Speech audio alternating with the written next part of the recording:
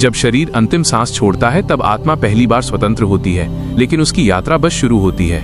आगे 11 दिन ऐसे रहस्य छिपे हैं जो सदियों से लोगों की समझ से परे रहे हैं। मृत्यु वह क्षण जिसे मनुष्य जीवन का अंत समझता है, लेकिन आत्मा के लिए यह अदृश्य दुनिया के द्वार खुलने का पहला कदम है। जब अंतिम सांस टूटती है, जब हृदय का स्पंदन रुकता है, जब शरीर का ताप ठंडा होने लगता है, उसी क्षण एक हल्की, लगभग अनजानी सी कंपन शरीर के भीतर उठती है। यह कंपन सूक्ष्म शरीर के जागृत होने की निशानी है। आत्मा ये सब महसूस करती है पर बोल नहीं सकती। जीवन भर जिस शरीर को अपना घर समझा वो अब एक खाली खोल बन चुका होता है। धीरे धीरे आत्मा अपने ही शरीर के ऊपर उठने लगती है, जैसे किसी को हवा में तैराया जा रहा हो बिना किसी प्रयास के।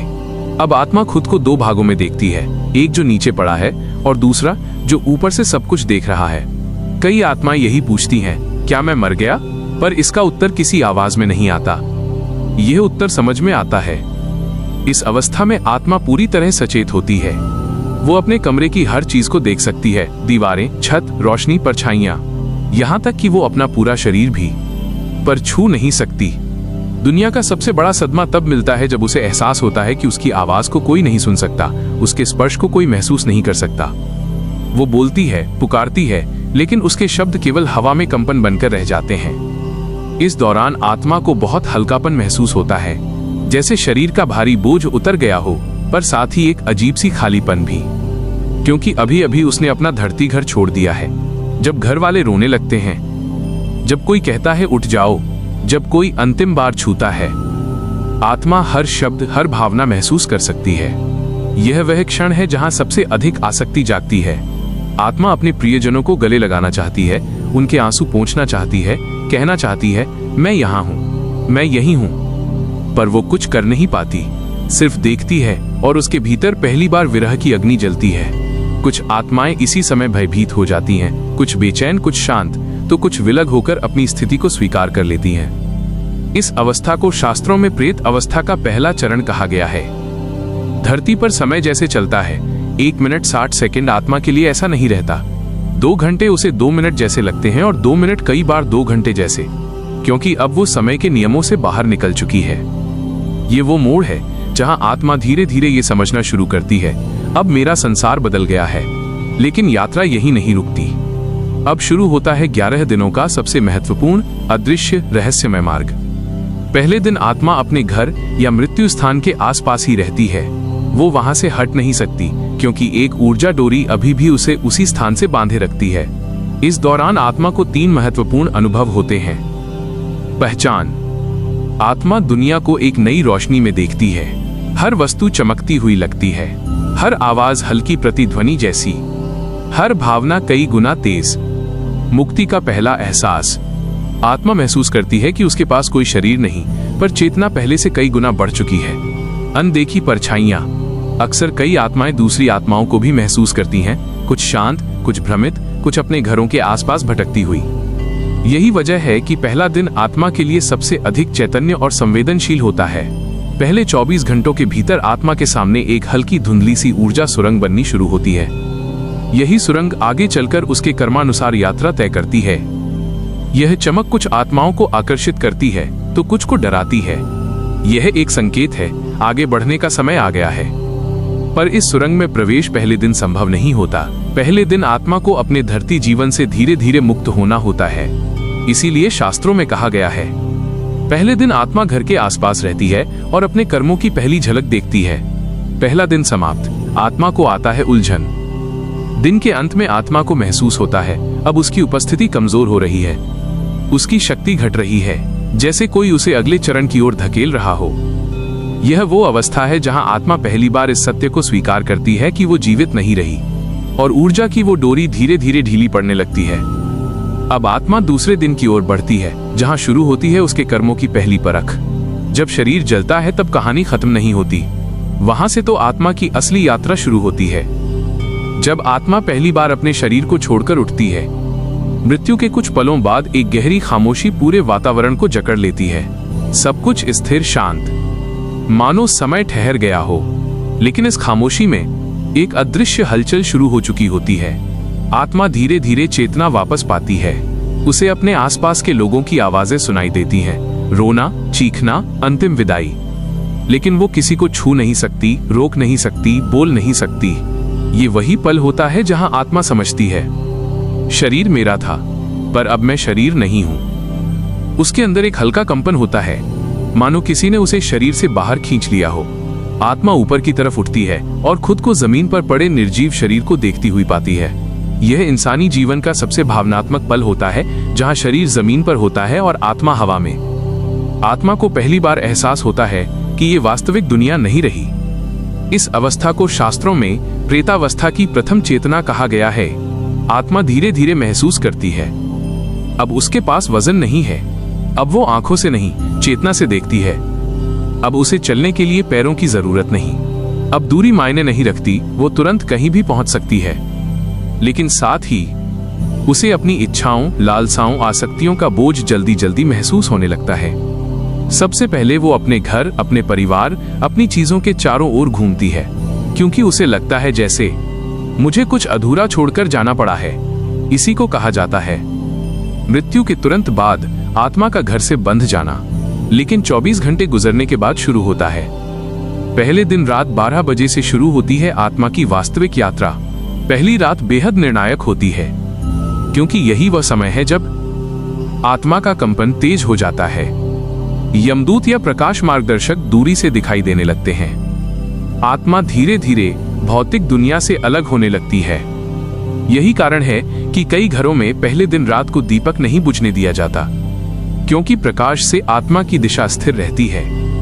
पहली रात देह के बंधन ढीले होकर ऊर्जा का नया मार्ग खोलती है।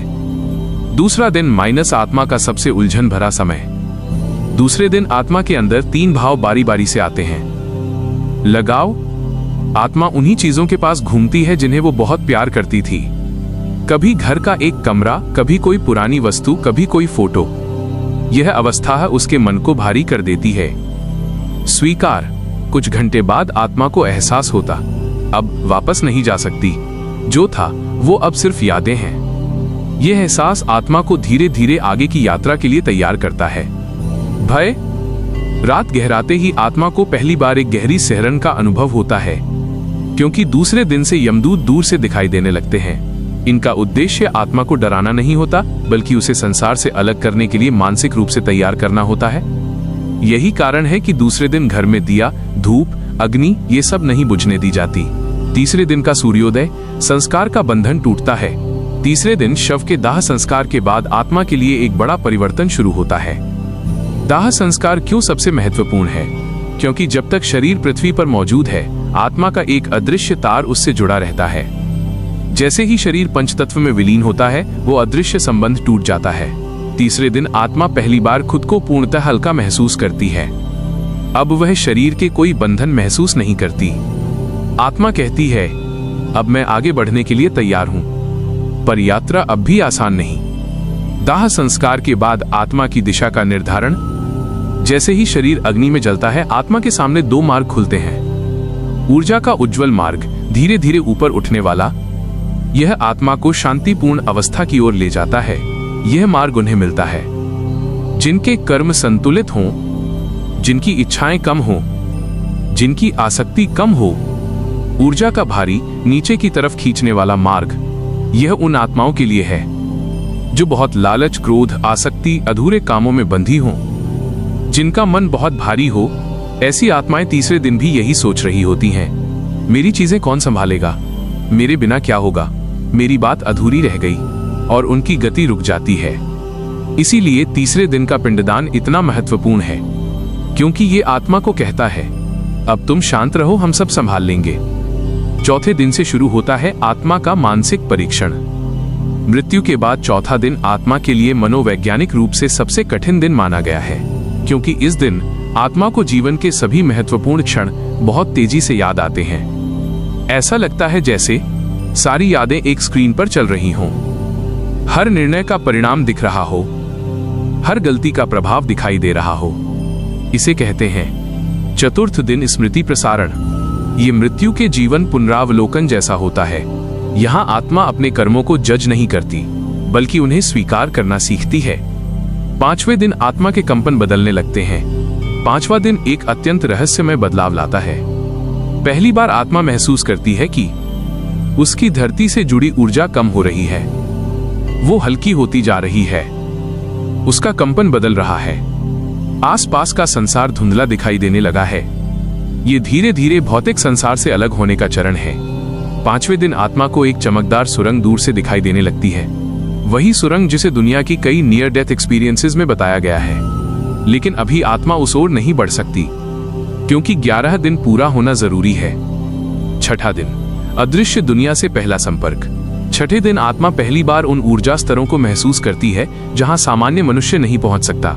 कभी हवा में अजीब सी तरंगें, कभी दूर से आती फुसफुसाहटें, कभी चमक की लहरें। यह सब उस दुनिया के संकेत होते हैं जहां मानव शरीर नहीं जा सकता। 6ठे दिन आत्मा को पहली बार लगता है, मैं इस दुनिया की नहीं रही। और यहीं से शुरू होती है 7वें दिन की रहस्यमय यात्रा। 7वां दिन, आत्मा पहली बार ऊर्जा द्वार के पास पहुंचती है। 6ठे दिन तक आत्मा धीरे धीरे भौतिक दुनिया से दूर हो चुकी होती है। लेकिन 7वें दिन एक अत्यंत महत्वपूर्ण घटना होती है। आत्मा एक अदृश्य ऊर्जा द्वार की तरफ आकर्षित होने लगती है। ये द्वार कोई लोहे का दरवाजा नहीं होता, बल्कि एक हल्का प्रकाश, एक कंपन लहर, मानो किसी ने दूर से आवाज दी हो, आओ, अब तुम्हें आगे बढ़ना है। 7वें दिन आत्मा को ऐसा लगता है जैसे कहीं दूर कोई जगह उसे बुला रही है। यह बुलावा डरावना नहीं होता, बल्कि बहुत शांत और स्वीकार करने योग्य। कई संस्कृतियों में इसे आकाश द्वार तो कुछ में ऊर्जा पथ कहा गया है। यही वो दिन है जब आत्मा पहली बार अपने परिवार से थोड़ा दूर जाने की कोशिश करती है, लेकिन आकंठ प्रेम की डोर उसे बार बार खींच लाती है। यही कारण है कि 7वें दिन तक घर में दीपक, धूप, मंत्र सब कुछ ज्यादा किया जाता है, ताकि आत्मा भ्रमित न हो। 7वें दिन की रात, आत्मा के सामने 3 रास्ते खुलते हैं। रात गहराते ही 3 ऊर्जा मार्ग खुलते हैं। मार्ग, उज्जवल दिशा, एक हल्की नीली सी चमक जिसमें शांति और सुकून होता है। यह उन आत्माओं के लिए है जो संतुलित जीवन जीती हैं, जिनका मन कम आसक्ति से भरा होता है, जो तैयार हैं आगे बढ़ने के लिए। यह मार्ग आत्मा को ऊपर की ओर खींचता है। मार्ग, धुंधला मार्ग, ये उन आत्माओं के पास खुलता है जो उलझी हैं, घर, परिवार, चीजों से बंधी हैं, स्वीकार नहीं कर पा रही कि मृत्यु हो चुकी है। इस मार्ग में कंपन भारी होता है और आत्मा बार बार उसी जगह लौट आती है। मार्ग, स्थिर मार्ग, ऊर्जा का विराम। यह मार्ग उन आत्माओं को मिलता है जिनके अंदर अधूरी इच्छाएं बहुत अधिक हैं, जिनके कर्म भारी हैं, जिन्हें निर्णय नहीं हो रहा आगे जाना है या नहीं। ये आत्माएं कहीं भी स्थिर नहीं हो पाती और वे रातों में अधिक सक्रिय होती हैं। 7वें दिन की ऊर्जा परीक्षा आत्मा को पहली बार बताती है, अब इस दुनिया में ज्यादा समय नहीं बचा। 8वां दिन, आत्मा और परिवार के बीच अंतिम भावनात्मक खिंचाव। 8वें दिन आत्मा का मन सबसे ज्यादा भावुक हो जाता है। उसे ये एहसास हो जाता है कि अपने प्रियजनों के साथ बिताए हुए हर पल अब स्मृति बन चुका है।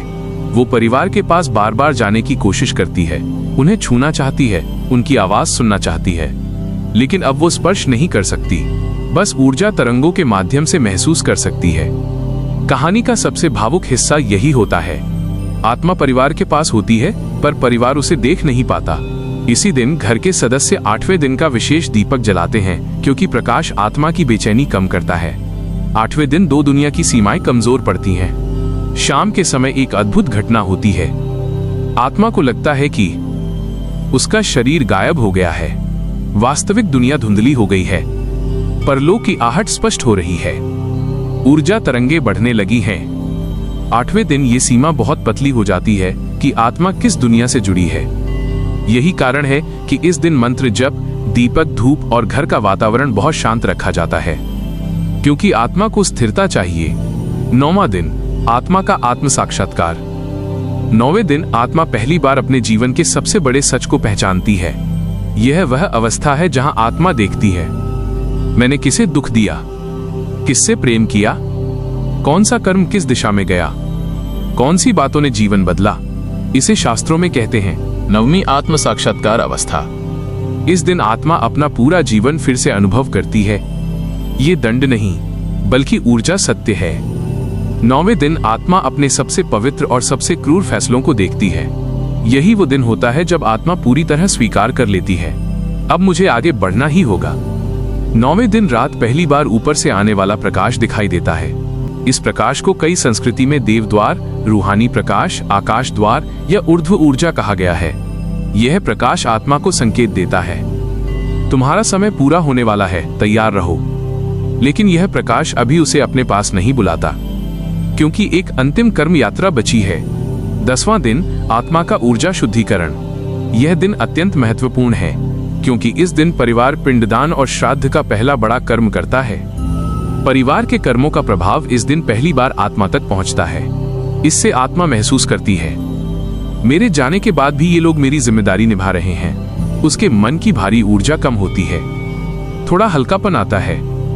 10वें दिन आत्मा की गति भौतिक संसार से लगभग पूरी तरह टूट जाती है। यह दिन ऐसा है जैसे कोई बोझ धीरे धीरे स्लाइड होकर हट रहा हो। 10वें दिन रात, आत्मा का अंतिम भावनात्मक क्षण।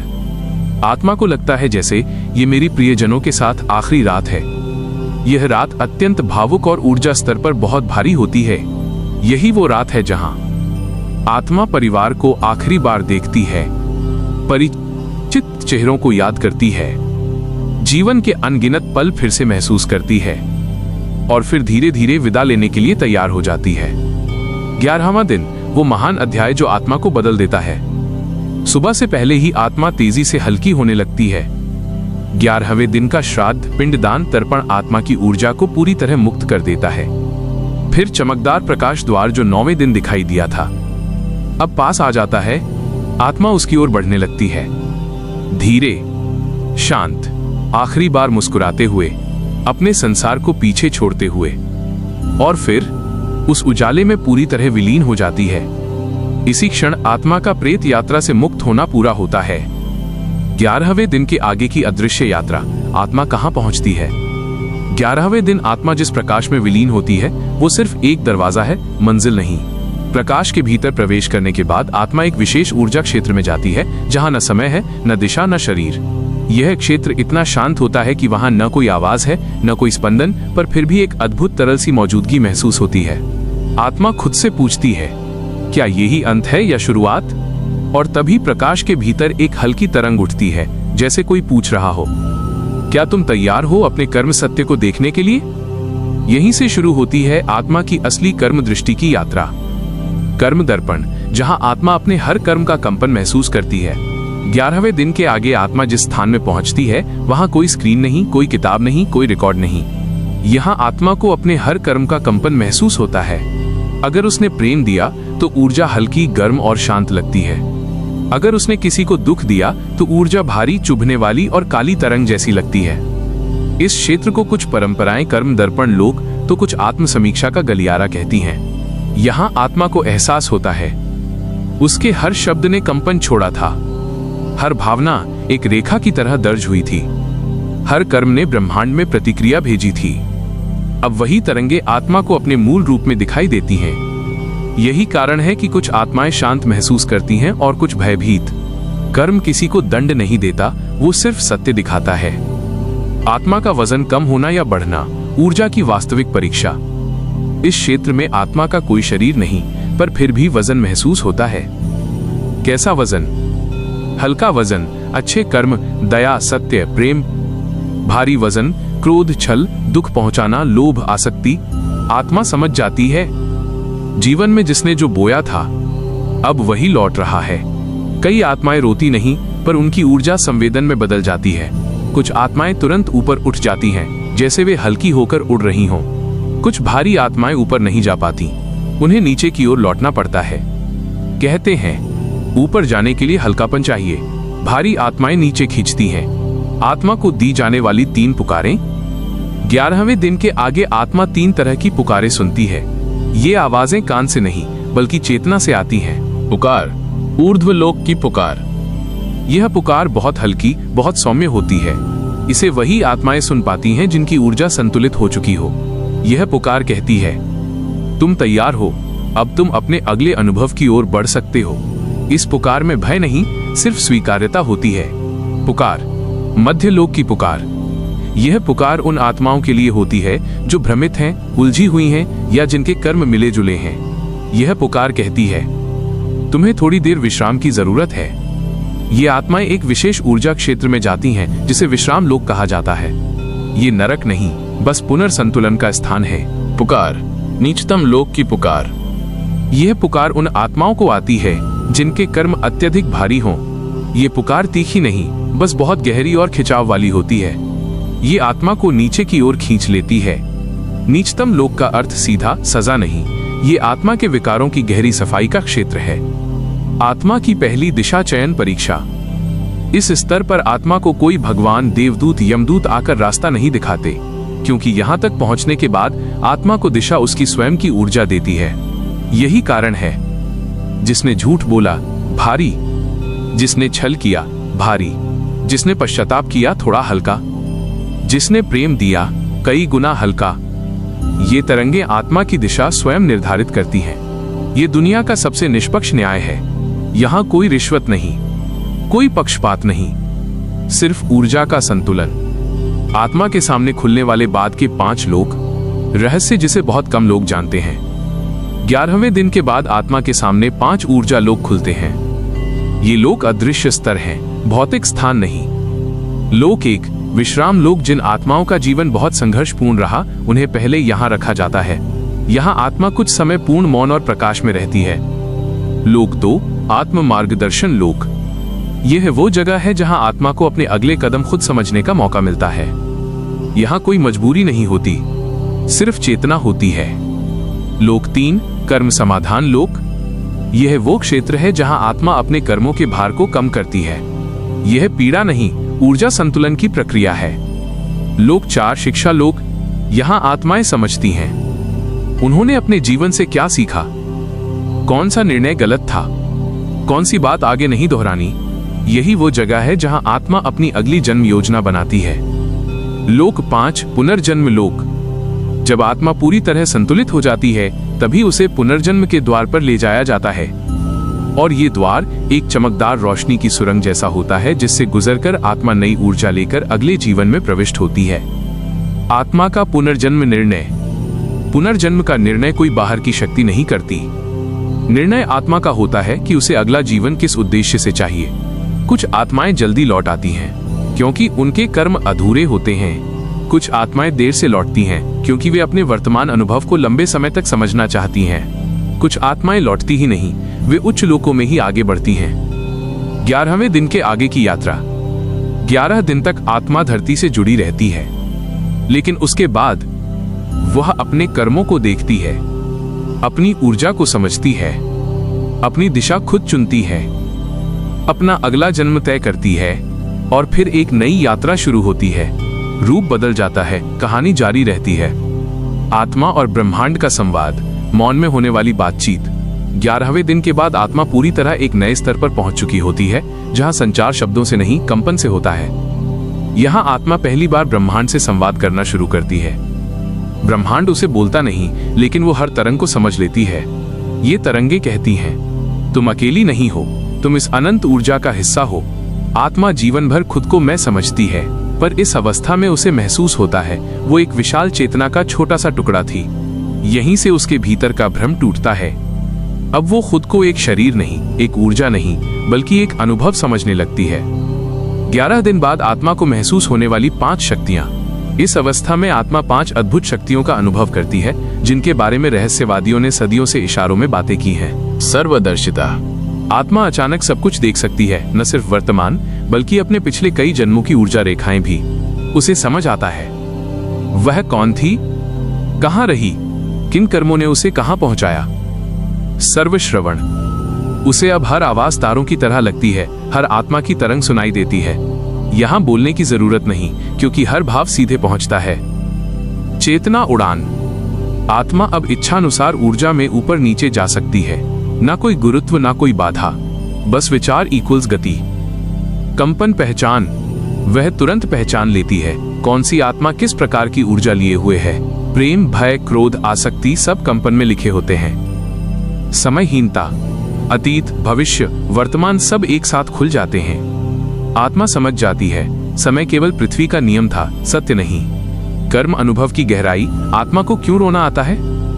11 दिनों के बाद जब आत्मा अपने हर कर्म को महसूस करती है, तो वो रोती नहीं, पर उसका कंपन हिल जाता है। क्यों? क्योंकि उसे अचानक एहसास होता है, किस बात से किसका दिल टूटा, कौन सी बात से कौन सा घाव बना, किन शब्दों ने अनजाने में दुख दिया, किन भावों ने किसी को शक्ति दी। आत्मा को दंड नहीं मिलता, उसे अनुभव कराया जाता है। यही अनुभव उसके अगले जन्म का बीज बनता है। अगर उसने किसी को अहंकार में अपमानित किया तो अब वो दर्द उसे अपनी ऊर्जा में महसूस होता है। अगर उसने किसी को प्रेम दिया, सहारा दिया, तो वो गर्माहट अब उसकी रक्षा करती है। इसलिए शास्त्रों ने कहा, कर्म कभी नष्ट नहीं होता, वो ऊर्जा बनकर लौटता है। आत्मा का सबसे कठिन क्षण स्वस्वीकार। इस यात्रा का सबसे कठिन पड़ाव है आत्मा का खुद को स्वीकार करना। यह वो क्षण है जहां न कोई भगवान आता है, न कोई दूत। यहां सिर्फ आत्मा होती है और उसका सत्य। कई आत्माएं इस सत्य से डरती हैं, कुछ स्वीकार कर लेती हैं, कुछ टूटती हैं और कुछ उठ जाती हैं। स्वस्वीकार का यह क्षण आत्मा को दो हिस्सों में बांट देता है। ईगो, चेतना, ट्रू सेल्फ। जो आत्मा अह को छोड़ देती है वो हल्की हो जाती है, जो इसे पकड़कर रखती है वो भारी रहती है। यही वो जगह है जहां पुनर्जन्म की दिशा तय होती है। आत्मा का ये प्रश्न, मैंने ये जीवन क्यों चुना था? इस अवस्था में आत्मा को अपने जीवन की याद नहीं आती, बल्कि जीवन चुनने का कारण याद आता है। अद्भुत है लेकिन सत्य, हर आत्मा जन्म लेने से पहले अपनी सीख चुनती है। किसी ने दया सीखनी थी, किसी ने त्याग, किसी ने धैर्य, किसी ने प्रेम, किसी ने क्षमा, किसी ने आत्मविश्वास। जब आत्मा अपने कर्म सत्य को देखती है तब उसे याद आता है, हाँ, मैंने यही सीखा था, मैंने यही अनुभव चुना था। कुछ आत्माएं गर्व महसूस करती हैं क्योंकि उन्होंने सीख ली, कुछ को पछतावा होता है क्योंकि वे सीख नहीं पाई। इन दोनों ही भावों से उनकी अगली दिशा तय होती है। नए ऊर्जा शरीर का गठन, पुनर्जन्म की तैयारी। अब आत्मा का ऊर्जा शरीर धीरे धीरे बदलने लगता है। उसे 3 नई परतें मिलती हैं। विचार परत, यह वही है जो अगला व्यक्तित्व तैयार करेगी।